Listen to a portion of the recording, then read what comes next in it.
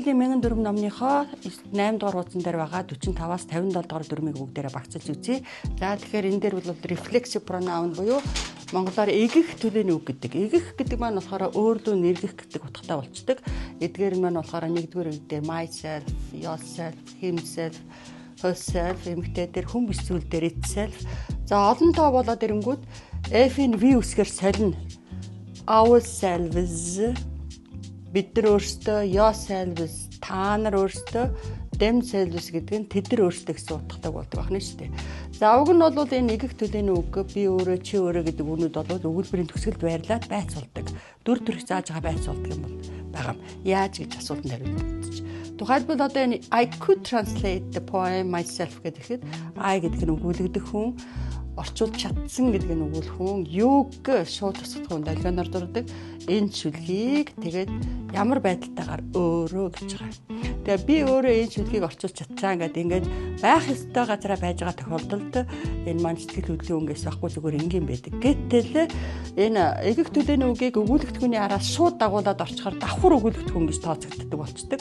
За тэгээд одоо энэ дээр давхар ингээд давхартсан өгүүлэгдэхүүнтэй өгүүлбэр бол сэтгэл хөдлөлийн өнгөөс асар их хүчтэй илэрхийлдэг учраас хоолойны өнгө тэр үгэн дээр ирээд дээшээ одоо алга болдог.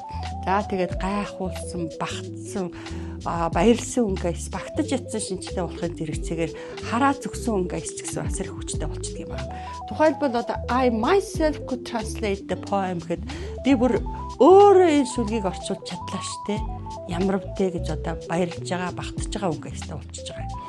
За жишээ нь одоо энэ you are stupid гэдэг хэлэхэд одоо чи тэнэг гэдгээр л энгийн өгүүлбэр шүү дээ. Гэтэл you yourself is stupid гэдэг хэлэхэд чи өөрөө тэнэг заа гэж одоо ингээд ийм утгатай болчихж байгаа. Тэгэхээр энэ хэрэлдэж байгаа өнгөөс ч гэсэн их хүчтэй илэрхийлдэг.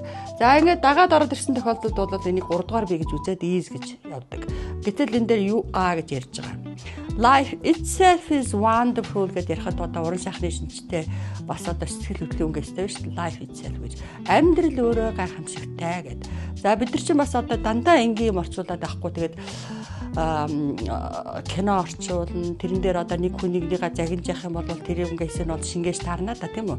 Тийм учраас одоо чи өөрөө тэнийг заач гэдэг. Чи өөрөө тэгж эхлэе гэдэг бид нар монгол хэл дээр ярьдаг шиг чимгээ чинь л өөрөө тэгж хэлсэн штэ тэр гэж ярьдаг. Ийм өгүүлбэрүүд бол дагаж орж ирсэн, гажирсан юм бүтцтэй өгүүлбэр дээр тод илэрдэг байгаа.